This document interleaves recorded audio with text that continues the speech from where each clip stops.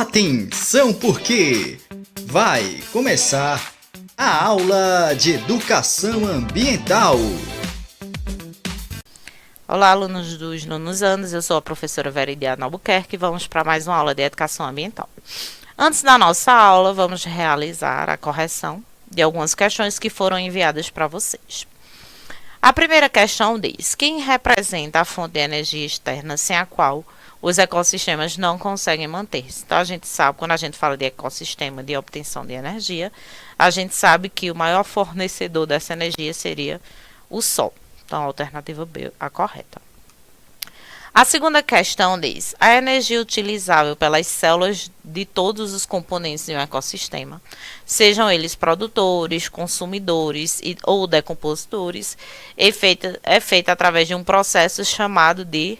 A gente sabe também que essa obtenção de energia em si, através dos ecossistemas, é feita por um processo realizado pelas plantas com a ajuda dos raios solares, que seria a fotossíntese. Então, letra C, a letra correta. Que tal o gabarito para que vocês possam corrigir, né, as outras questões que foram enviadas para vocês? Na aula de hoje, nós vamos falar sobre o consumismo versus a degradação ambiental. Então, a gente adora fazer aquelas velhas comprinhas, né, comprar, consumir, e a gente não para refletir o quanto talvez esse consumismo desenfreado pode acarretar em uma degradação ambiental. Porque consumir é uma coisa, então consumir sem consciência é outra. Então, a gente vive aí num mundo extremamente globalizado, né, que é totalmente dominado pelo capitalismo, e o consumo, o ato de consumir está interligado com o desenvolvimento de uma sociedade. Então, a sociedade se desenvolve de acordo também com o que é consumido ali pelas pessoas. Quanto mais, a gente observa que quanto mais se consome, maior é o desenvolvimento da localidade. É óbvio, ela tende a crescer em si, e vai ocorrer uma estabilidade econômica daquela região. Então, quando a gente fala de consumismo, os pesquisadores, eles relatam que o consumo desenfreado, né, aquele consumo errado, vamos dizer assim, ele é reflexo de várias crises econômicas aí que o mundo vem vivendo, já vive de muito tempo atrás e ainda continua a passar por essas crises econômicas. Então, quando a gente observa essas pesquisas, alguns estudos dizem que a sociedade atual reconhece o consumo como um sinônimo de felicidade e bem-estar. Então, se eu estou consumindo, se eu estou comprando, então ali me dá aquela sensação de bem-estar, aquela sensação de status, de felicidade. Mas só que o problema não está em si no fato de consumir, tá? O problema é que não existe uma conexão correta entre o consumismo e o meio ambiente. Então, a gente tende a consumir e deixar de lado o meio ambiente, ocasionando uma poluição intensa. Então, a gente sabe que para atender uma demanda, né, de produtos, para cada vez mais as pessoas terem acesso a esse produto, realizar o consumismo, comprar algo, é necessário ter matéria-prima para que esse produto seja fabricado. E essa matéria-prima, ela é retirada ali da natureza, tá?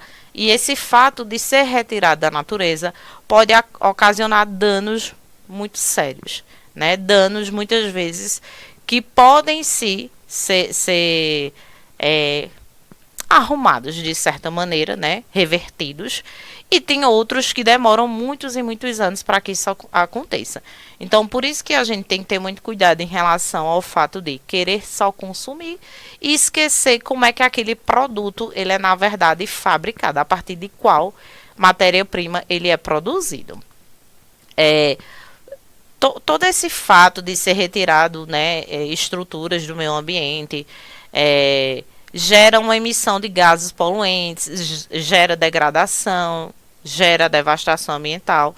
Então, assim, são consequências devastadoras que vão acarretar em uma destruição de vários ecossistemas. Então, é algo que a gente realmente tem que parar e se preocupar, porque os ecossistemas estão sendo destruídos com o fato de sempre retirar ali a matéria-prima para produzir determinados produtos para que as pessoas cada vez mais utilizem. Essa relação, quando a gente fala sobre a relação entre o consumo e a sustentabilidade, vai além da etapa de produção.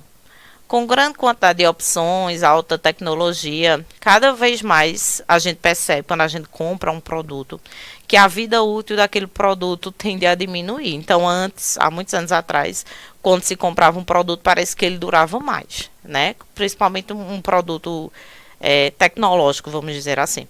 E hoje a gente observa que ele tem uma vida útil curta. Então, tende a se quebrar mais rápido e a gente tende a querer comprar mais e tende a retirar mais itens da natureza para poder produzir.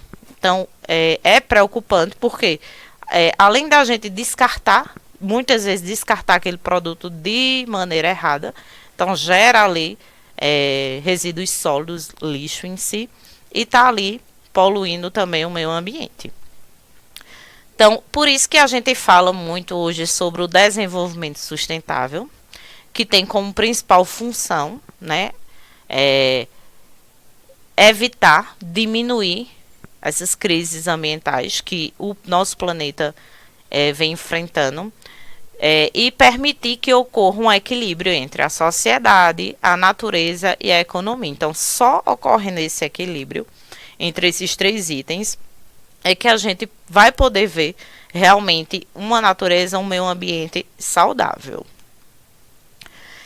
Com o aumento dos problemas ambientais, né, o governo, empresas e organizações tendem a se unirem para assim procurar maneiras, né, de fazer com que o país possa desenvolver ações sustentáveis e assim poder garantir o progresso, tá? O progresso daquelas empresas, daquelas cidades, daquelas regiões, sem comprometer o futuro, né, das próximas gerações, que vão precisar de itens que hoje a gente utiliza e muitas vezes a gente utiliza de forma errada e assim pode vir a prejudicar as próximas gerações. Então, os governos, as empresas tendem a se unirem para buscar ações que diminuam essa ação devastadora que está ocorrendo no meio ambiente. O ato do consumo em si não é o problema. Então, quando a gente fala de consumir, consumir é um problema. Não, não é o problema. É como você consome, tá? É de quais são os produtos que você consome. Então, se você tem os cuidados que deve ter na hora de consumir, por exemplo, a água, na hora de consumir determinados alimentos, na hora de utilizar energia elétrica. Então, são ações que a gente tem que parar, a gente tem que refletir, a gente tem que ver se estamos fazendo de maneira correta, para que assim a gente possa ter sempre esses itens à nossa disposição, tá? Então, são ações, né, que os seres devem realizar, tá? Para que problemas futuros não aconteçam, para que determinadas matérias-primas não deixem de existir, fazendo com que a nossa sobrevivência no meio ambiente fique cada vez mais difícil. Até a próxima aula.